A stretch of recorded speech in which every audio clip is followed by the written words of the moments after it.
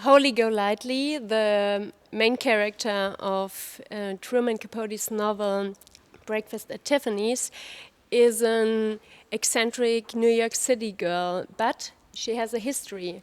She escaped the countryside to live in New York, and she has all-night parties and... I'm the opposite of that. I've spent a lot of time in London, but I don't need... I mean, there's a limit to how interesting all-night parties are, really.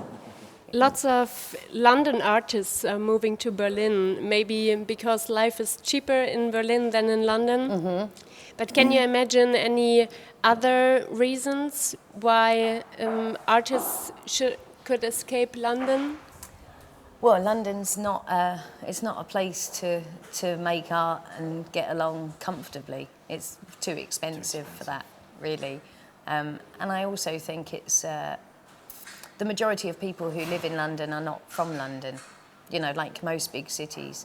And I think everybody moves there for a period of time because it's an experience to do that. I think it's very difficult. You spend 40 hours or more a week just making your rent. How do you ever have time to get good at what it is you do? Same thing in the States with New York or Los Angeles. I don't know why people move there. No, I don't. You know, we live in the country. We don't live in a city, so it makes it possible to do what we do. It's been all hard luck and lonesome. Now I'm going home to stay. You're the darkness in my soul, you know, the price I cannot pay. It's been all fucked up and down. No, I won't be back no more. You're the part of me that I loathe the most. The demons at my door. One thing I'm done trying. You can't buy a gun when you're crying your heart out. Your music draws from folk and country. When I hear it, I have to think of a wooden porch in a rural area. Is nature and the quietness you mentioned more inspiring? Absolutely, yeah, absolutely, I would say. It makes what we do possible, because if we lived in a city as well, I think we probably would lose. You don't care about modern music, you're said to be. You cover old songs. I don't think it's that I don't not care about modern music. I don't really know about it. Like I said, I don't think it's... I'm not really escaping it, I'm just ignoring it. I mean, I just carry on doing what I do. You wouldn't create something completely new in music? There isn't anything new in music.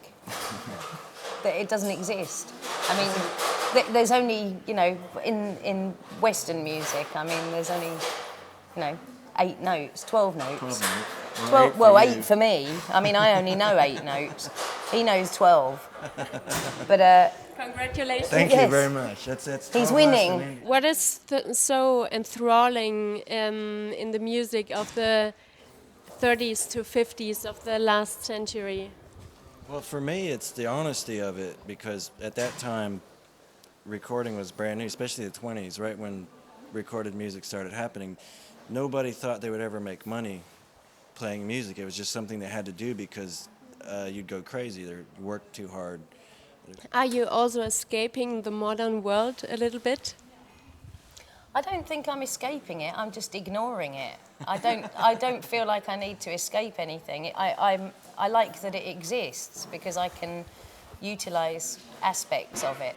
Folk musicians of the 1930s wrote their texts about people in the economic crisis and suffering from the economic crisis. Can you imagine that